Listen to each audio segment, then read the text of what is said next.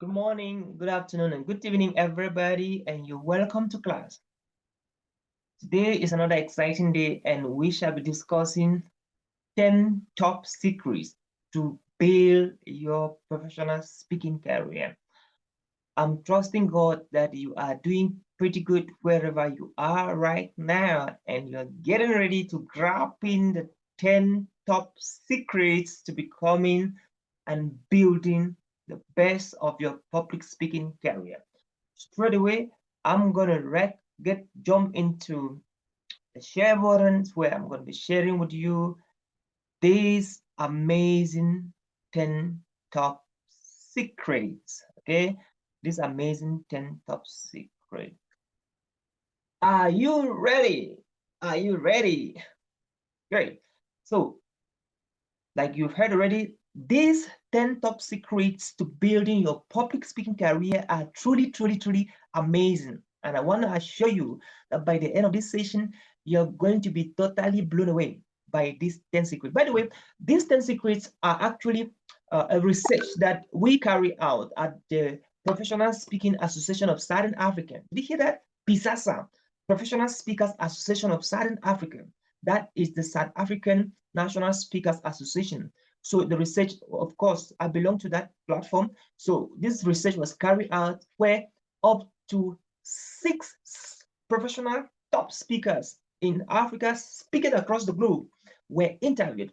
And after they interviewed, these 10 secrets were being released.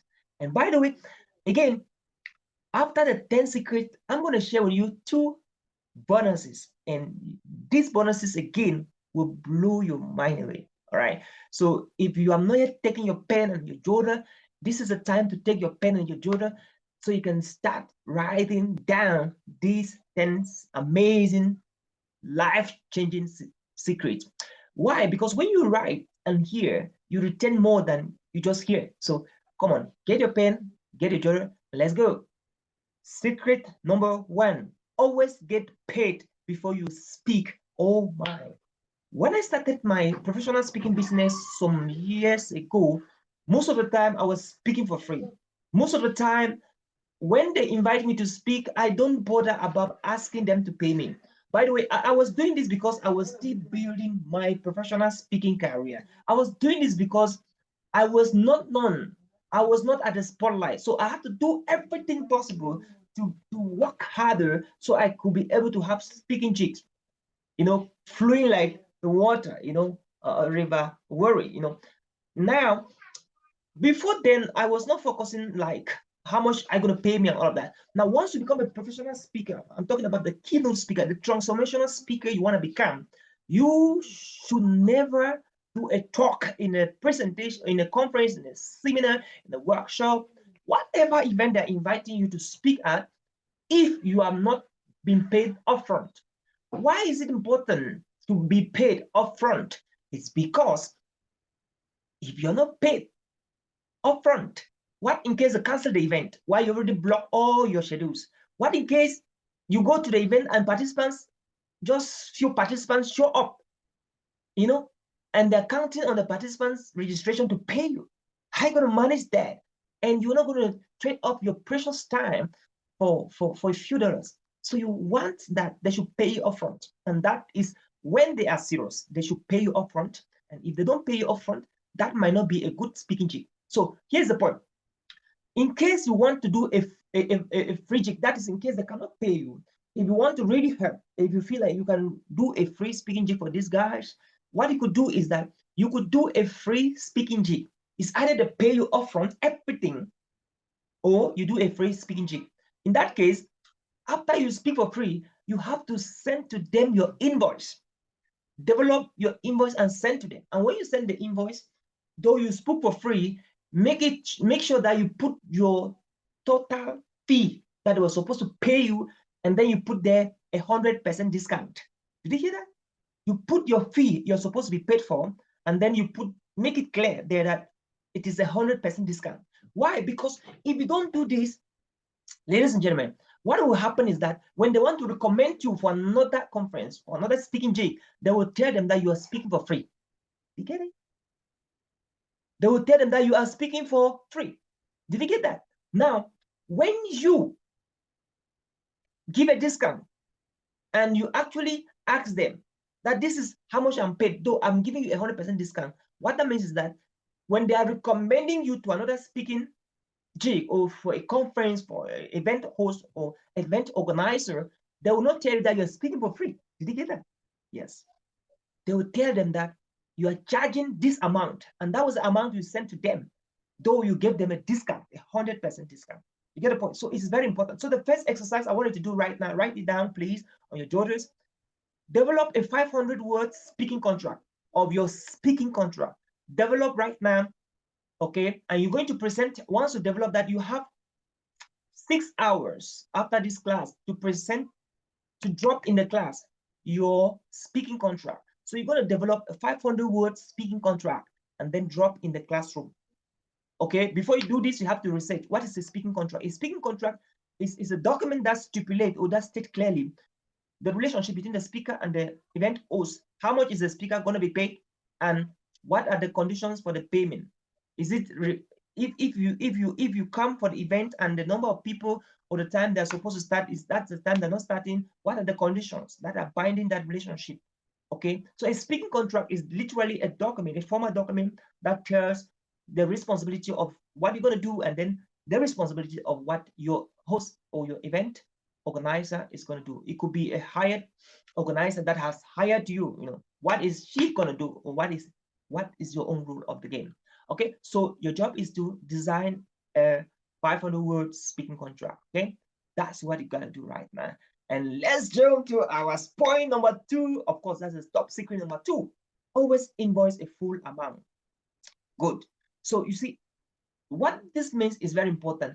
If you discount your talk in invoice or invoicing the full amount, it is very, very important. So when you are invoicing, your invoice the full amount, not half amount, not half amount. Even when you speak for free, still invoice. Even when you speak for a fee, send your invoice. And by the way, you send your invoice before you speak, so that they should clear the invoice by paying you before you ever come to speak. And that is the kind of speaker you should become, right? You should work so hard that in your table, there should be a pile of a series of events, all waiting for your yes. Okay, so it should be in such a way that people should book you, start booking you in 2 years' time, 1 year, in 6 months, in 3 months, because they know that if they come to book you in 3 months or in 2 months or in 1 week, you will not be available. You should make yourself so rare by developing yourself to an extent that anytime you're booked to speak, you deliver 10 on 10.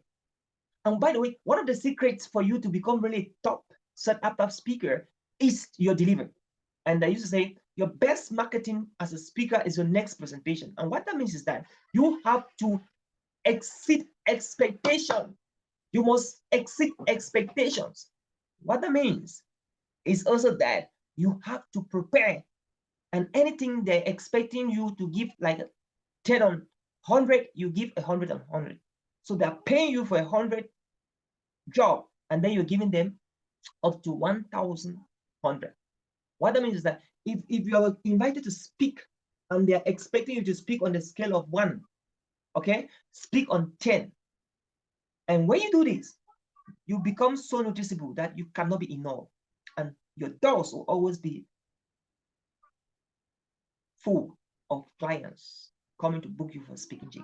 So be the best in your industry, be the best in your niche, be the best in your own department, be the best of the speaker of your caliber, of your kind, in your community, in your country. Be the best, because you deserve to be the best, and settle not less than the best.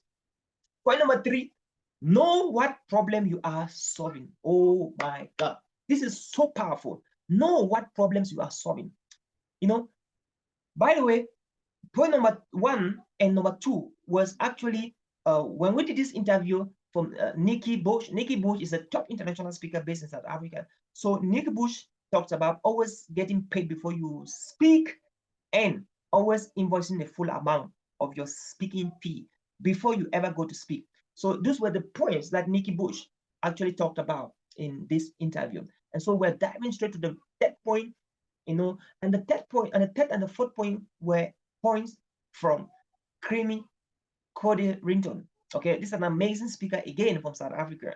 So know what problem you are solving. Spend more time with the client crafting the problem. Know why? Because if you don't know the problem, you will not solve the problem. The best math student is that one who's analytic, who knows how to analyze the problem before he can come out with the answer or the solution is expected. The same thing in life. If you don't know the root cause of your problem, you can never solve the problem. So you need to know the root cause. You need to know the root cause. So spend time with your clients, asking them questions like, why did you get me first? Why did you book with me, not X, Y, Z? What are the problems your audience are going through and you expect me to solve? What are the things you want your audience to start doing after they have listened to my presentation, after they have gone through my talk, after they have sat and listened to me? What are the things you want to see happen in their lives? Those are the kind of questions that when you start asking, they'll give your client the right ticket that he will give you or she will give you, the right answers to the questions you're asking. So it can help you and enable you to be able to craft and deliver a compelling talk or a presentation to your audience. So know what problem you are solving, know why they are inviting with you, and know why at that moment, at that season, and to those people you're going to be talking to them. Okay? And me last point, get to know your audience well before you speak. Are you going to be talking to women? Are you going to be talking to men? Are you going to be talking to students in the university? Are you going to be talking to pupils in the primary schools? Are you going to be talking to prisoners? Are you going to be talking to clergy? Are you going to be talking to fathers?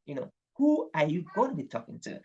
Because the moment you don't know the people you're going to be talking to, you always mess up. Are you going to be talking to people who are going through trauma? Are you going to be talking to people who are going through a moment of celebration? Because that helps you to coin your language. It helps you to tweak your language. It helps you to tweak your message. So you can fit the people that they were meant to listen to you. Okay? That were meant to listen to you. So who are your audience? So you must take time to define your audience. It is very empirical for you to define your audience, because the moment you don't know who you're talking to, you will dabble, you will stumble, and you will fumble on the stage. And guess what? I don't desire you to stumble, gamble, and dabble on the stage. You don't have to do that, because you deserve just the best. So who are your audience? Spend time, study your audience, know what they need, know the challenges, know their strength, know their weaknesses, so that, and even though the opportunities, do the SWOT analysis of your audience. Okay, the SWOT analysis of your audience is very, very crucial. What are the strengths? What are the opportunities? What are the challenges? Okay, what are they going through as challenges? Okay, and again, what are their weaknesses? So you have to do the SWOT analysis of your audience so that you can know exactly what to say, when to say it, and how to say it.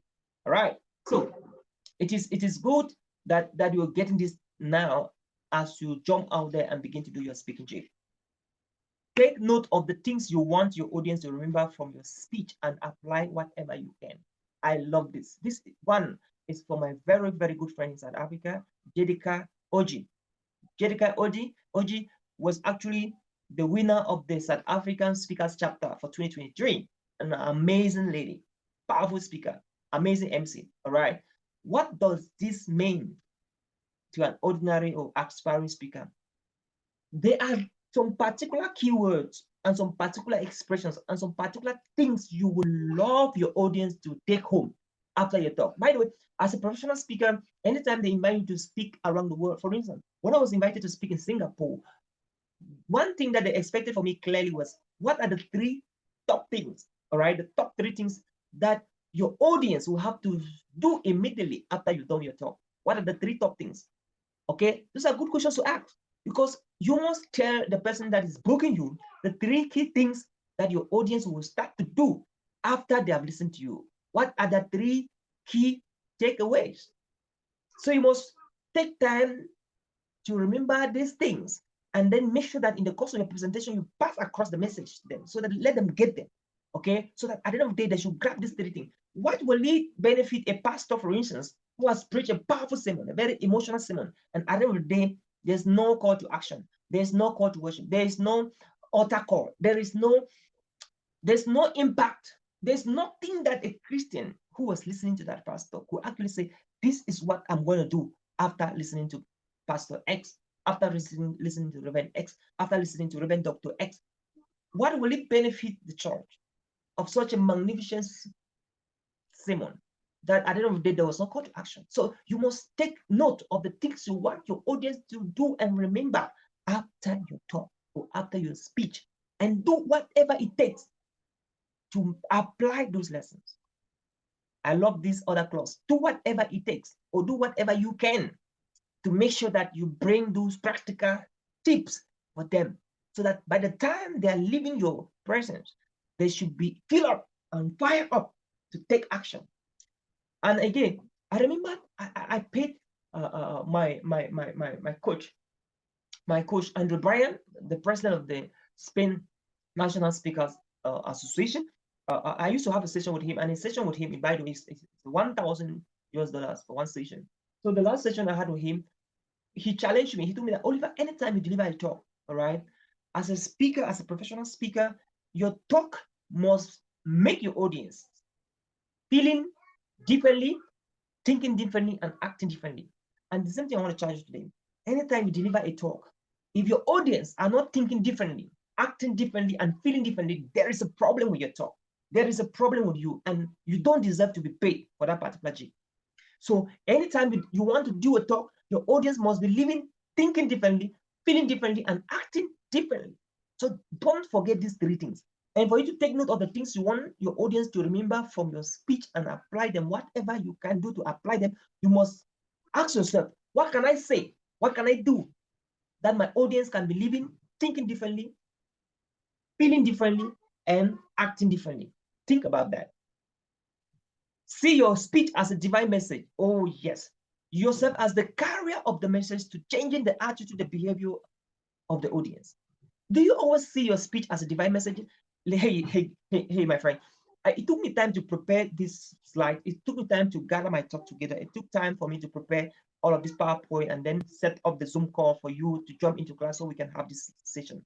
I did not just get up and then I just did this. No, it took me time. Why? Because I knew that I'm seeing myself as a divine message. Okay, I'm seeing this talk, this presentation on a top 10 secrets to build your professional speaking career as a divine message to you, because this message might just be that tickled, that message that will trigger you to get out there and become the best speaker the world has ever experienced.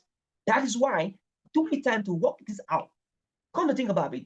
So, and I'm seeing myself just like the carrier of this message to you. And so if the message is truly a divine message to you, I have to be serious about it. I have to prepare for it. I have to raise it. I have to do something about it. And that's exactly what my job is now. And so anytime you go to speak to people out there, always see your speech or your talk or your presentation as a divine message, and you see yourself as a carrier. And by the way, see yourself as a carrier means that if you don't project yourself as a carrier very well, based on what you dress and how you are looking at, the divine message might not be felt by your audience. Think about that. So if you want that message to be actually felt by your audience, you have to, the way you deliver it also matters. And it has to do with your dressing, your facial expression, your hand gesture, or what we call non-verbal communication. All of that put together matters. Think about that.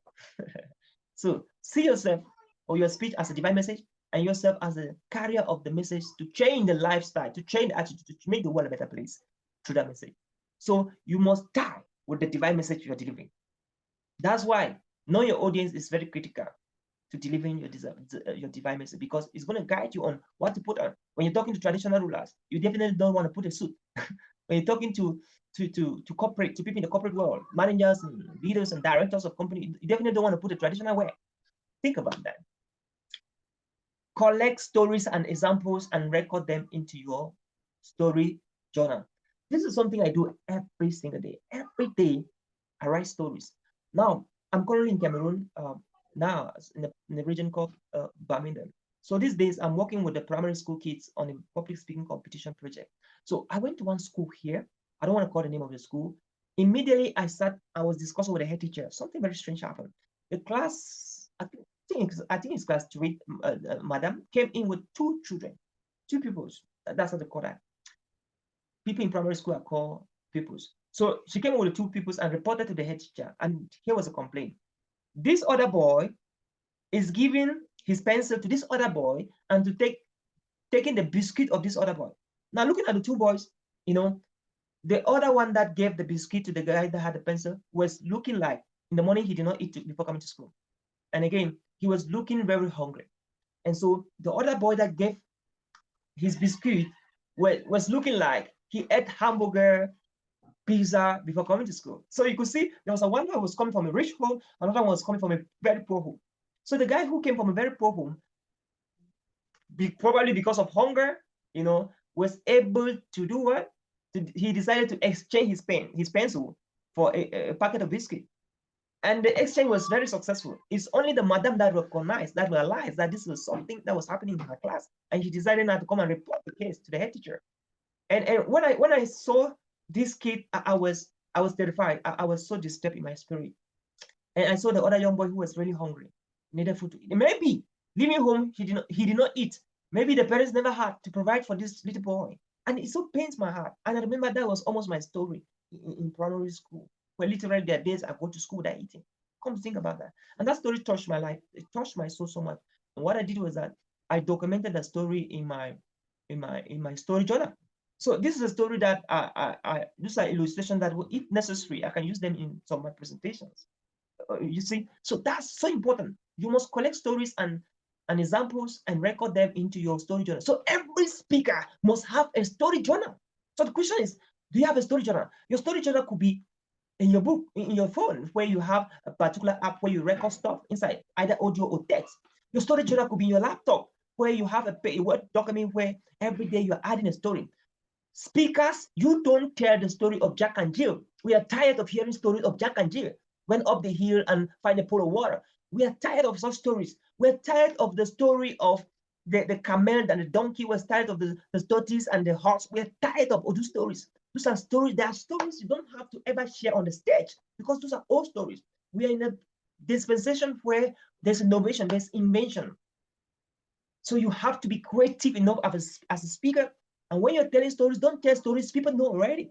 Tell stories that or what happened to you, experiences and aha moments you had in your life. Those are the kind of stories I really encourage and charge you to start telling, because we're tired of those old stories, the stories that are existing for 100 years and then, except that you really have a niche, you have a point to make from those stories.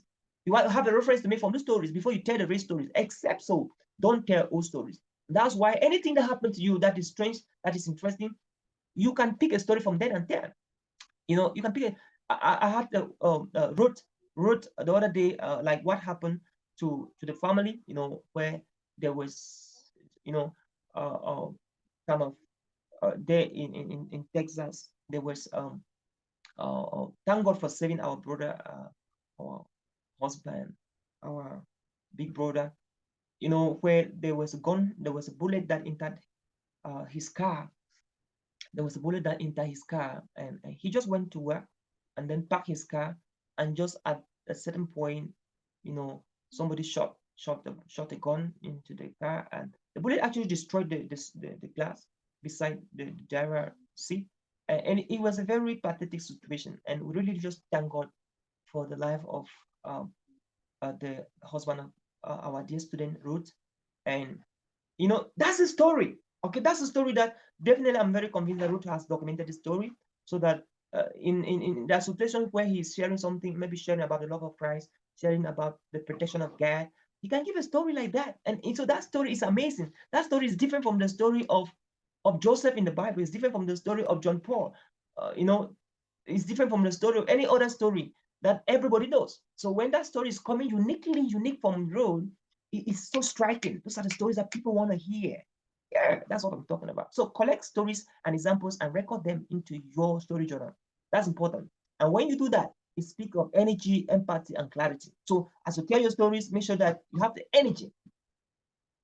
By the way, we have what we call, especially in Africa, we have created the Orators Hub X community. This is one of the biggest public speakers community now that is rotating, where we are actually intending to do TEDx talks in the near months to come, in the near years to come, God willing.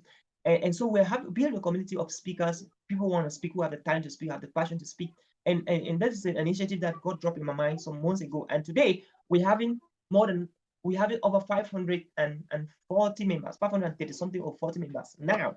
And so there's a video I dropped there 2 days ago of a young man in Kenya who was doing a talk. The guy was really dressed in a very sharp way, but again, his energy was top notch. I don't know how many of you watched that video on the Orators Hub X community. It was amazing, right? It was amazing. I love the video. It was so amazing. So what am I talking about? As you tell your stories, make sure you have energy, and make sure you have empathy, and make sure you have clarity. So this point was from Anthony Lasenia. This is an amazing friend from Sweden. He's a top speaker, and I'm happy I had a Zoom call with him a few days ago. So last point from Anthony Lasenia: when you say something wise or funny, remember to use it again. Yes, I love this point. What this means is this: as a speaker, one of the things that will give you credibility is your ability to create jokes, to say funny things, to make people laugh. And it's always very important to make people laugh as a speaker, because at times people come into an event, they're already tired, they're exhausted, they're burnt out. And if you can make them laugh, they will rejuvenate themselves, and they will get back that moment that they have always been searching for, bringing them back to that soft spot. So what do? You make sure you create jokes. And again, it's not all the jokes that you create that the people laugh. So what do is you have to make sure that any joke, when you're conversing with somebody, you're having a conversation with somebody, one-on-one, one-on-two, 1-on-10, and all of that, the moment you make a statement and somebody laughs, take note of that statement. There's a high probability that if you do that statement, you make the statement the next time, some people also laugh.